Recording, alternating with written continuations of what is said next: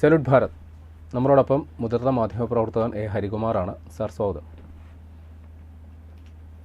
നമസ്തേ sir, പുതിയ ലോകത്തെ യുദ്ധത്തിൽ ഡ്രോണുകൾക്ക് ഏറ്റവും വലിയ പങ്ക് വഹിക്കാനുണ്ട്. വളരെ ചെലവ് കുറഞ്ഞ യുദ്ധസാമഗ്രി എന്ന നിലയിൽ, പിന്നെ വലിയ നാശം വിതയ്ക്കാൻ പറ്റുന്ന യുദ്ധസാമഗ്രി എന്ന നിലയിൽ സമീപകാല യുദ്ധങ്ങളിലെല്ലാം ഡ്രോണുകളുടെ ഒരു സാന്നിധ്യവും പ്രഭാവവും നമ്മൾ കണ്ടതാണ്.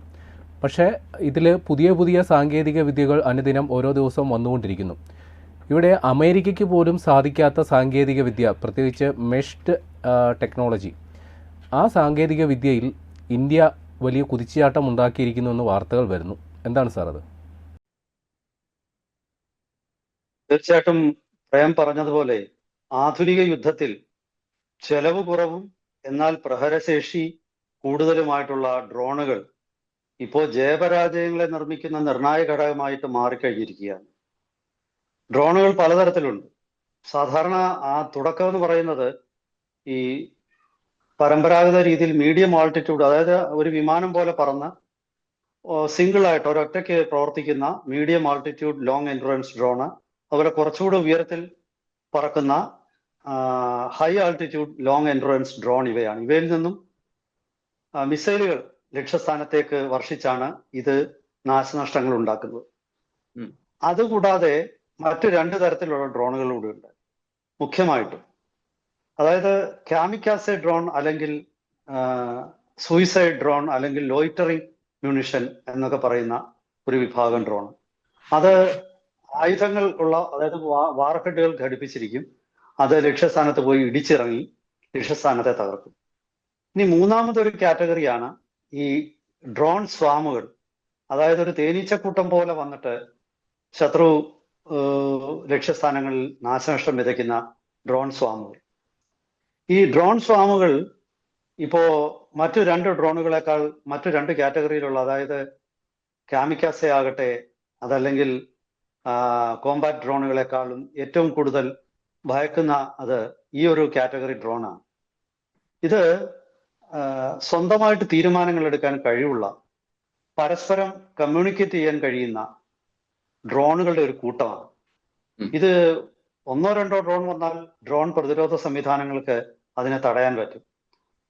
അത് രണ്ട് രീതിയിലാണ്. ഒന്ന് കൈനറ്റിക് അറ്റാക്ക് എന്ന് പറയുന്ന, നേരിട്ട് ഈ ഡ്രോണുകളെ ആക്രമിച്ചില്ലാതാക്കുക. അതല്ലെങ്കിൽ ഇലക്ട്രോണിക് വാർഫെയർ ഉപയോഗിച്ചിട്ട്, ജാമിങ്ങും ഒക്കെ ഉപയോഗിച്ചിട്ട് ഇതിന്റെ കമ്മ്യൂണിക്കേഷൻ സിസ്റ്റം തടസ്സപ്പെടുത്തുക.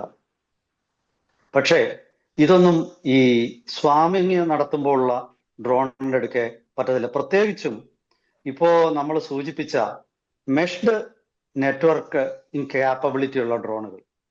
എന്താണ് ഈ മെഷ്ഡ് നെറ്റ്വർക്കിംഗ് കാപ്പബിലിറ്റി? അതായത് ഒരു കൂട്ടം ഡ്രോണുകൾക്ക് ആദ്യം ഒരു കൺട്രോൾ റൂമിൽ നിന്ന് ഒരു കമാൻഡ് കിട്ടുന്നു, നിങ്ങൾ പോയിട്ട് ഇന്ന ലക്ഷ്യസ്ഥാനത്തെ തകർക്കുക എന്നുള്ളത്. ആ കമാൻഡ് ആണ് ഈ ലൂപ്പിൽ മനുഷ്യന്റെ ഏക ജോലി. കമാൻഡ് കൊടുക്കുക. എങ്ങനെ തകർക്കും എന്നുള്ളത് പിന്നെ ഡ്രോൺ തീരുമാനിക്കും, ഈ കൂട്ടം തീരുമാനിക്കും. ഇതിപ്പോ ഒരു 50 ഡ്രോൺ അടങ്ങുന്ന ഒരു കൂട്ടം, അല്ലെങ്കിൽ 50 വേണ്ട, ഒരു 40 എണ്ണം, ഞാൻ 10 എണ്ണം കുറയ്ക്കുക, 40 ഡ്രോണുകൾ അടങ്ങുന്ന ഈ ഒരു കൂട്ടം, ഈ കൂട്ടത്തിന് കമാൻഡ് കിട്ടിക്കഴിഞ്ഞു എങ്കിൽ അത് ലക്ഷ്യസ്ഥാനത്തേക്ക് കുതിച്ചു പായാൻ തുടങ്ങും. ഇതിൽ ഒരു ചെറിയ നമ്പർ സർവൈലൻസ് ഡ്രോൺ ആയിരിക്കും. അതായത് പിന്നെ അത് ഭൂമിയെ നിരീക്ഷിച്ചുകൊണ്ടിരിക്കും. വേറെ കുറെ ഡ്രോണുകൾ റെക്കോണിസൻസ് എന്ന് പറയുന്ന, അതായത് ലക്ഷ്യസ്ഥാനത്തിന്റെ ലാറ്റിറ്റ്യൂഡ് ലോഞ്ചിറ്റ്യൂഡോ ഒക്കെ കൃത്യമായിട്ട് അത് മനസ്സിലാക്കും. അങ്ങനെ ഈ സർവൈലൻസ് ഡ്രോൺ സിറ്റുവേഷണൽ അവയർനെസ് കൊടുക്കും. റെക്കോണിസൻസ് ഡ്രോണ് ടാർഗറ്റിന്റെ കൃത്യ ലൊക്കേഷൻ അണുവിട വ്യത്യാസം വരാതെ കാൽക്കുലേറ്റ് ചെയ്യും. ആക്രമണ ഡ്രോണുകൾ അതിനെ തുടർന്ന് പിന്നീട് ഈ ലക്ഷ്യസ്ഥാനത്തെ തകർക്കും. അപ്പോ ഇതിൽ ഇതൊക്കെ അത് സ്വന്തമായിട്ട് തീരുമാനിക്കുകയാണ് ഈ കൂട്ടായ്മ. അപ്പൊ ഇങ്ങനെയുള്ള ഡ്രോണുകൾ വരും കാലങ്ങളിൽ യുദ്ധമേഖലയിൽ ആധിപത്യം സ്ഥാപിക്കുന്ന ഇവരായിരിക്കും. ഇങ്ങനെ ഒരു പരീക്ഷണം ഈ കഴിഞ്ഞ ദിവസം ഡൽഹിക്ക് സമീപമുള്ള ടെസ്റ്റ് സൈറ്റ് ഉണ്ട്, അവിടെ വെച്ചിട്ട് നടന്നു. അത് 72 മണിക്കൂർ നീണ്ടു നിന്ന ദീർഘമായ പല സാഹചര്യങ്ങൾ സൃഷ്ടിച്ചുകൊണ്ടുള്ള ഒരു പലതരം പരീക്ഷണങ്ങളാണ്. ഇന്ത്യയുടെ 2 സ്വകാര്യ കമ്പനികളാണ് ഈ മേഖലയിൽ ഇപ്പോ ഈ നേട്ടം കൈവരിച്ചിരിക്കുന്നത്. ആ പരീക്ഷണങ്ങളെല്ലാം വിജയമായിരുന്നു എന്ന് ആവർത്തിച്ച് പറയാം. ഒന്ന് താസി നെറ്റ്വർക്ക് എന്ന കമ്പനി, അതുപോലെ ഡ്രോൺ വേഴ്സ്, ഇവർ രണ്ടുപേരും കൂടെ സംയോജിച്ചാണ് ഈ ഡ്രോണുകൾ ഇവിടെ നിർമ്മിക്കുന്നത്. അപ്പോ പല സാഹചര്യങ്ങൾ സൃഷ്ടിച്ചു നോക്കി. പിന്നെ അതായത് ഇടയ്ക്ക് വെച്ച് ചില ഡ്രോണുകൾ ബാറ്ററി പ്രവർത്തിക്കാതെ ആവുന്ന ഒരു സാഹചര്യം സൃഷ്ടിച്ചു. ഇടയ്ക്ക് ഈ ലക്ഷ്യസ്ഥാനം മാറ്റി വെച്ച് നോക്കി. പക്ഷെ അപ്പോഴൊക്കെ തന്നെ ഈ ഡ്രോണിന്റെ ആർട്ടിഫിഷ്യൽ ഇന്റലിജൻസ് കൃത്യമായിട്ടും ഈ ലക്ഷ്യസ്ഥാനങ്ങളെ തകർക്കുന്നതിൽ വിജയിച്ചു. അങ്ങനെ ഈ പരീക്ഷണം പരിപൂർണ വിജയമായിരുന്നു. അപ്പോ ലോകത്തിൽ തന്നെ അപൂർവമായ ഒരു ടെക്നോളജിയാണ് ഇത്. ചൈനയും റഷ്യയും മാത്രമാണ് പൂർണ്ണമായിട്ടും ഇതിൽ വിജയിച്ചിരുന്നത്. ചൈനയാണ് ഇതിന്റെ ഏറ്റവും വലിയ ഒരു ഈ ടെക്നോളജി ആദ്യമായിട്ട് വികസിപ്പിച്ചെടുത്തത്. ഇത് ഇന്ത്യയുടെ കൈവശവും വന്നു ചേർന്നിരിക്കുകയാണ്.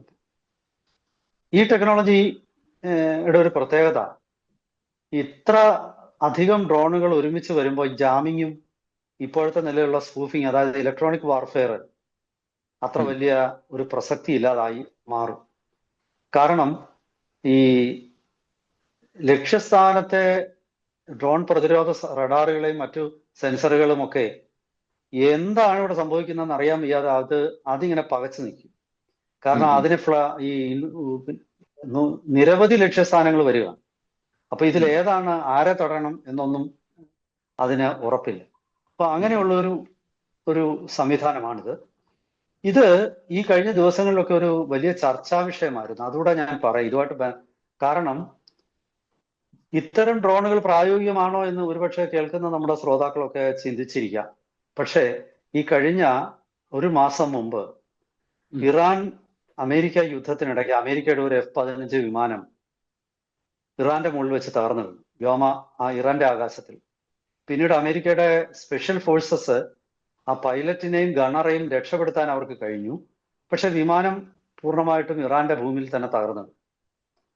അപ്പോ സാധാരണ ശത്രു രാജ്യത്ത് അകപ്പെട്ട പൈലറ്റിനെ തിരികെ കൊണ്ടുവരുമ്പോൾ അവരെ ഒരുപാട് നേരം ചോദ്യം ചെയ്യും. കാരണം എന്താണ് സംഭവിച്ചത് അതറിയണം. അങ്ങനെ ആ ചോദ്യം ചെയ്യലിനിടയിൽ ഞെട്ടിപ്പിക്കുന്ന ചില കാര്യങ്ങളാണ് അമേരിക്കൻ പൈലറ്റ് പുറത്തുവിട്ടത്. ഈ F-15 വിമാനം ഇറാന്റെ ആകാശത്തു കൂടി പറക്കുമ്പോൾ പെട്ടെന്ന് അയാൾ താഴെ ഡ്രോണുകളുടെ ഒരു കൂട്ടായ്മ പ്രത്യക്ഷപ്പെട്ടു ഈ വിമാനത്തിന്റെ താഴെ. അതൊരു ജെല്ലി ഫിഷിന്റെ ആകൃതിയിലുള്ള നിരവധി ഡ്രോണുകൾ ഒരുമിച്ച് പറക്കുകയാണ്. ഒരു ഭാഗം ഡ്രോണുകൾ ആ ജെല്ലി ഫിഷിന്റെ കാല് പോലെ ഈ മുഖ്യ ഫോർമേഷന്റെ താഴെയായിട്ട് പറക്കുന്നുണ്ട്. അയാൾ പറയുന്ന അയാൾക്ക് പിന്നീടൊന്നും ഓർമ്മയില്ല. പിന്നെ വിമാനത്തിനെ എവിടെയോ മിസൈൽ ഹിറ്റ് ചെയ്ത പോലെ തോന്നി, വിമാനം തകർന്നു വീണു. എനിക്ക് ബാക്കിയൊന്നും ഓർക്കാൻ പറ്റുന്നില്ല, എന്റെ ബോധം നഷ്ടപ്പെട്ടു എന്നാണ്. അപ്പോ ഈ ഒരു വിവരണം അമേരിക്കയുടെ ഇന്റലിജൻസ് വൃത്തങ്ങൾ വളരെ കാര്യമായിട്ട് അവര് പരിശോധിച്ചിട്ടാണ് അവര് ഒരു നിഗമനത്തിന് എത്തിയത്. ഇത് മെഷ്ഡ് നെറ്റ്വർക്കിംഗ് എന്ന് പറയുന്ന ടെക്നോളജിയാണ്. മെഷ്ഡ് നെറ്റ്വർക്കിങ്ങിനെ കുറിച്ച് എല്ലാവർക്കും അറിയാം. അത് ചൈനയാണ് ആദ്യമായിട്ട് വികസിപ്പിച്ചെടുത്തത്. പിന്നീട് അത് റഷ്യക്കും കിട്ടിയിട്ടുണ്ട്. അപ്പോ അമേരിക്കൻ ഇന്റലിജൻസ് ഏജൻസികൾ ഭയപ്പെടുന്നത് ഒന്നുകിൽ മെഷ്ഡ് നെറ്റ്വർക്കിംഗ് ഓഫ് ഡ്രോൺസ് എന്ന ടെക്നോളജി ചൈന ഇറാന് നൽകിയിരിക്കാം, അതല്ലെങ്കിൽ ആ ടെക്നോളജി അനുസരിച്ച് പ്രവർത്തിക്കുന്ന ഡ്രോണുകൾ ഇറാന് നൽകിയിരിക്കുക. ഒരുപക്ഷെ ടെക്നോളജി കൊടുത്തു കാണാൻ സാധ്യതയില്ല, കാരണം ലോകത്തിൽ തന്നെ അപൂർവമായിട്ടുള്ള ഒരു ടെക്നോളജിയാണ്. പക്ഷെ ആ ഡ്രോൺ വിൽപ്പന നടത്തിയിരിക്കാം. അപ്പോ ആ ഡ്രോൺ ഓപ്പറേറ്റ് ചെയ്തതാണ് ഇറാൻ. അമേരിക്ക ഞെട്ടുന്നത് ഈ ടെക്നോളജിയെ തൽക്കാലം നേരിടാൻ അമേരിക്കയ്ക്ക് പ്രതിരോധ സംവിധാനങ്ങളൊന്നും ഇല്ല. ഈ ടെക്നോളജി അതീവ മാരകമായ ഒരു ടെക്നോളജിയാണ്. കാരണം ഇതിലെ 4-5 ഡ്രോൺ ഉദാഹരണത്തിന് തകർക്കപ്പെട്ടു എന്നിരിക്കട്ടെ, എങ്കിലും പ്രശ്നമൊന്നുമില്ല, ബാക്കി ഡ്രോണുകൾ വീണ്ടും റീഗ്രൂപ്പ് ചെയ്യും. പിന്നെ ഇതിന് വേറൊരു പ്രത്യേകതയുള്ളത്, ഇപ്പൊ ഇതിൽ 40 ഡ്രോൺ ഉണ്ടെങ്കിൽ അതിലെ 20 ഡ്രോണ് മാത്രം മതിയാകും ലക്ഷ്യസ്ഥാനത്തെ തകർക്കാനെന്ന് ഈ സംവിധാനത്തിന്റെ ആർട്ടിഫിഷ്യൽ ഇന്റലിജൻസ് തിരിച്ചറിഞ്ഞു എന്നിരിക്കട്ടെ, എങ്കിൽ അത് 20 എണ്ണം മാത്രമേ ഉപയോഗിക്കുള്ളൂ. ആവശ്യമില്ലാതെ സ്ഫോടക വസ്തുക്കൾ നശിപ്പിച്ചു കളയില്ല. ബാക്കി 20 അടുത്ത ടാർഗറ്റിന് വേണ്ടി അത് മാറ്റും. അതായത് വളരെ ഇന്റലിജന്റ് ആയിട്ട് തീരുമാനമെടുക്കാൻ പറ്റുന്ന മനുഷ്യരെ പോലെ തന്നെ ഈ ഡ്രോണിന്റെ ആർട്ടിഫിഷ്യൽ ഇന്റലിജൻസ് പ്രവർത്തിക്കുന്നു എന്നുള്ളത് മാത്രമല്ല, ഇത് പരസ്പരം കമ്മ്യൂണിക്കേറ്റ് ചെയ്യുകയും ചെയ്യും. ഈ ഇതിനു മുമ്പ് തന്നെ സ്വാം ഡ്രോൺ എന്ന് പറയുന്ന ടെക്നോളജി ഇതിനു മുമ്പ് തന്നെ പല രാജ്യങ്ങൾക്കുണ്ട്, ഇന്ത്യ ഉൾപ്പെടെയുള്ള രാജ്യങ്ങൾക്കുണ്ട്. പക്ഷെ ഈ സ്വാം ഡ്രോണുകളുടെ കാര്യത്തിൽ അതിൽ ഫീഡ് ചെയ്തിരിക്കുന്ന ആൽഗരിതംസ് ഉണ്ട്. ആ ആൽഗോരിതം മുൻകൂട്ടി തീരുമാനിച്ച അനുസരിച്ച് അത് സ്വതന്ത്രമായിട്ട് പ്രവർത്തിക്കും. അപ്പൊ അതിനും ഇതുപോലെ ആകാശത്ത് ഒരു ഫോർമേഷൻ, ഇപ്പോ ഒരു നക്ഷത്രത്തിന്റെ ഫോർമേഷൻ ഉണ്ടാക്കാൻ ആണ് അത് സോഫ്റ്റ്വെയർ ഫീഡ് ചെയ്തിരിക്കുന്നതെങ്കിൽ അതൊരു നക്ഷത്രത്തിന്റെ ഫോർമേഷൻ ഈ 20 - 30 ഡ്രോണുകൾ ആകാശത്തിലൂടെ പറക്കും. രാത്രിയിൽ പറക്കുമ്പോൾ അത് പല ഡ്രോൺ ഷോകൾക്കൊക്കെ അത് ഉപയോഗിക്കാറുണ്ട്. ആക്രമണത്തിനും അത് ഉപയോഗിക്കും. പക്ഷെ അതൊക്കെ തന്നെ മുൻകൂട്ടി പ്ലാൻ ചെയ്തിരിക്കുന്ന, ഫീഡ് ചെയ്തിരിക്കുന്ന ഒരു പ്രോഗ്രാം അനുസരിച്ചിട്ട് മാത്രമാണ് അത് പ്രവർത്തിക്കുന്നത്. പക്ഷെ ഇവിടെ വരുമ്പോൾ സിറ്റുവേഷണൽ അവയർനെസ് അനുസരിച്ച് അത് തീരുമാനമെടുക്കും. അതായത് ഓരോ സന്ദർഭത്തിന് എങ്ങനെയാണ് അനുയോജ്യം, ആ അനുയോജ്യമായ രീതിയിൽ ഡ്രോണിന്റെ ബുദ്ധി, ആർട്ടിഫിഷ്യൽ ഇന്റലിജൻസ് തീരുമാനമെടുക്കുക മാത്രമല്ല, അത് പരസ്പരം കമ്മ്യൂണിക്കേറ്റ് ചെയ്യുകയും ചെയ്യും. അങ്ങനെ കമ്മ്യൂണിക്കേറ്റ് ചെയ്യുമ്പോൾ ഇത് പ്രതിബന്ധങ്ങളെ മറികടക്കാനുള്ള കഴിവ് കൂടുകയും, കാരണം മുൻകൂട്ടി ആലോചിക്കാത്ത ഒരു പ്രതിബന്ധം വന്നാലും ഡ്രോണിന് അതനുസരിച്ച് തീരുമാനം മാറ്റാൻ പറ്റും. അതായത് എക്സിക്യൂഷൻ പാർട്ട് മനുഷ്യനല്ല, മിഷൻ ക്ലിയറൻസ് മാത്രം മനുഷ്യൻ കൊടുക്കും. എക്സിക്യൂഷൻ ഡ്രോൺ തന്നെയാണ് തീരുമാനിക്കുന്നത്. അതിലെ ഇംപെഡിമെന്റ്സ്, തടസ്സങ്ങൾ എന്താണെന്ന് വെച്ചാൽ ഡ്രോൺ നീക്കും. അപ്പം ഇതാണ് ഇതിന്റെ, നമ്മുടെ ഒരു സമയം പരിമിതമാണ്. പക്ഷെ ഞാൻ ഈ ഒരു പ്രസക്തിയും കൂടെ ഞാൻ പറഞ്ഞിട്ട് അവസാനിപ്പിക്കുക. അതായത് ഇത്തരം ഡ്രോണുകൾ ഇന്ത്യയുടെ കൈവശം വരുന്നതോടുകൂടി എന്തായാലും പാകിസ്ഥാന് ഇത്തരം ഡ്രോണുകളില്ല. പരമാവധി ചൈന എന്തായാലും ടെക്നോളജി കൊടുക്കുമെന്ന് ഞാൻ കരുതുന്നില്ല. കാരണം ലോകത്തിൽ ആർക്കും ഇല്ലാത്ത ടെക്നോളജിയാണ്. പക്ഷെ ഇത് ഇന്ത്യ സ്വന്തമായിട്ട് വികസിപ്പിച്ച ടെക്നോളജിയാണ്. ഇന്ത്യക്ക് ഈ ടെക്നോളജി ഏത് രീതിയിലും മെച്ചപ്പെടുത്താം. ഇത് മറ്റു പല രാജ്യങ്ങളെക്കാളും നമുക്ക് വലിയ അഡ്വാൻറ്റേജ് നൽകിയിരിക്കുകയാണ്. ഇത് വിജയകരമായ പരീക്ഷണത്തോടു കൂടി ഇതിപ്പോ ആർമിക്ക് കൈമാറുകയാണ്.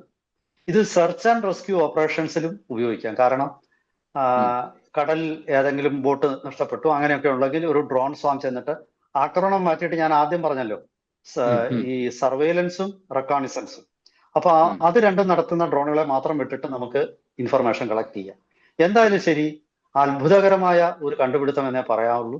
വരും ദിവസങ്ങളിൽ ഇത് ഇന്ത്യക്ക് വലിയ മേൽക്കൈ പ്രതിരോധ രംഗത്ത് മാത്രമല്ല, നമ്മുടെ ഈ വ്യവസായ രംഗത്ത് നൽകും, അല്ലെങ്കിൽ മറ്റു മേഖലയിൽ നമുക്ക് നൽകും.